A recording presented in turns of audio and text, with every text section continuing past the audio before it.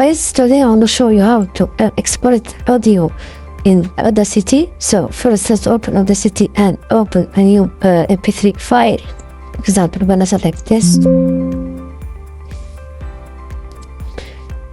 So you have to select an MP3 file. This shows MP3 here, and for example this one, click open. This will open our MP3 file, so you can select the part that you want to keep from your audio and delete the part that you want, that you don't. So we delete some parts here.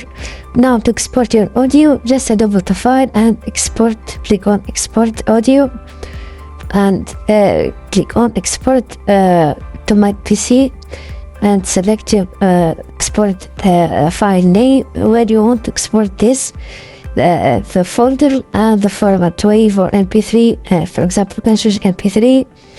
Choose the type of the audio. Mono, choose the megahertz and the quality of the MP3. Where you can choose standard or medium or excessive or extreme. We're gonna select standard and choose entire project and click on export, and your work is done, guys. And that's it. If you found this video helpful, don't forget to like, subscribe, and leave a comment.